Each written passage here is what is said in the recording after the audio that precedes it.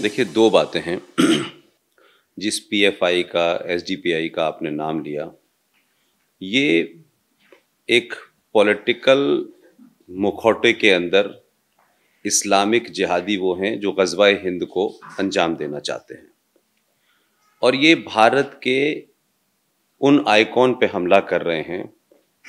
जो आइकॉन इनकी इस ज़हनियत को बहुत पहले से जानते हैं। सावरकर के ऊपर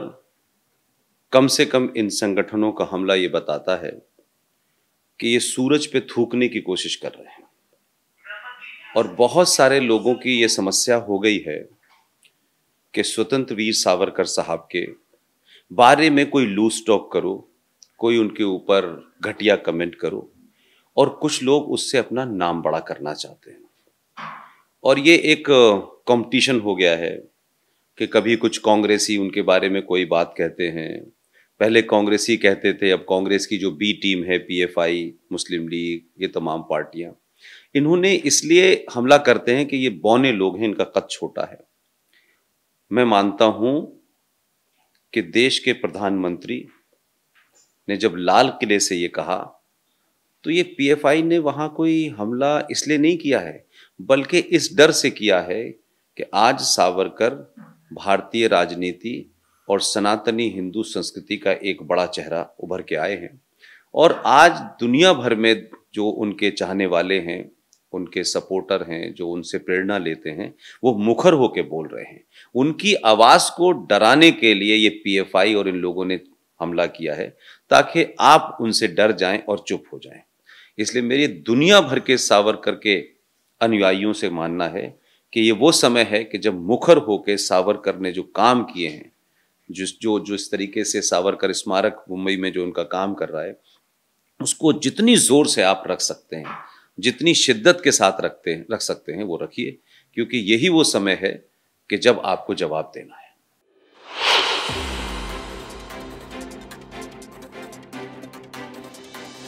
मैं इसको एक अच्छा साइन मानता हूं। बहुत लोग सावरकर का नाम लेते हैं, बहुत सारे संगठन सावरकर से अपने आप को दूरी भी बनाते हैं, लेकिन कभी कभी दुश्मन भी ऐसी बातें करता है कि जिस कारण से सोए हुए हिंदुओं में एक चेतना जग जाती है। अगर सावरकर को लेकर के जो कुछ कर्नाटक में हुआ, तो ये बड़े खुशी की बात है कि उसकी प्रतिक्रिया में आज सावरकर जो हैं एक आइकॉन बन के उभरे। और चाहे वो आपके यहाँ का जो फेमस गणेश चतुर्थी वाला जो आपका त्योहार होता है, आज उस झांकियों में अगर सावरकर हैं, तो इसका मतलब है कि इस देश का बहुसंख्यक समाज जिस हीरो को उससे छुपाया गया था, आज उस हीरो के साथ मुखर होकर खड़ा हुआ है। और ये झांकियों में उनका आना, ये एक तरीके से इस बात का भी द्योतक है कि कैसे सावरकर के बारे में जो मिस इन्फॉर्मेशन, डिसइन्फॉर्मेशन फैलाई गई थी, आज का युवा उनसे प्रेरणा ले रहा है। और बिना किसी राजनीतिक पार्टी के सपोर्ट के, बिना किसी हिंदुओं की ठेकेदारियों के अलावा भी उसने स्वतः ही ये फैसला लिया है कि सावरकर को इतना उनके पोस्टर लगाएंगे कि इस देश में जिहादियों की गिनती कम पड़ जाएगी। ये एक बहुत सुखद, बहुत अच्छा, मैं इसको एक उस नज़रिए से देखता हूँ कि सावरकर आज इन झांकियों के माध्यम से जब चर्चा होगी, तो 2022 के इस क्रांति युग में संचार में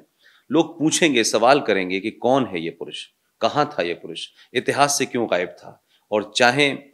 धीरे धीरे जिस तरीके से तिलक ने हिंदुस्तान में गणेश चतुर्थी की और उसके बहाने भी एक तरीके से एक रिनासल आया, ये उसी का मैं समझता हूँ परिणाम है। और मैं इसको देखता हूँ एक पॉलिटिकल साइंस के स्टूडेंट की तहत कि ये एक बहुत दूर तक ये बात जाएगी, और जो कुछ उनको सावरकर को मिलना चाहिए था वो भी मिलेगा। और सही मायनों में जो फेक किस्म के संगठन हिंदुओं के नाम पे चल रहे हैं, उनसे हट के सावरकर जैसा आदमी जो पढ़ा लिखा हो, जो 22-23 साल की उम्र में जिससे ब्रिटिश सरकार डर गई हो, क्योंकि उन्होंने 1857 के गदर के बारे में लिखना शुरू किया, जिसके कारण सरकार ने डर करके उनकी किताब, ये दुनिया का पहला ऐसा मिसाल है कि सावरकर ने किताब पब्लिश भी नहीं की थी, उससे पहले उस पर बैन लगा दिया गया। तो ब्रिटिश सरकार भी डरी हुई थी और आज की हिंदू विरोधी सरकारें भी उससे डरी हुई हैं। लेकिन आज हिंदू युवाओं में जिस तरीके की चेतना है उनको लेकर के, ये एक बहुत बड़ा मील का पत्थर साबित हो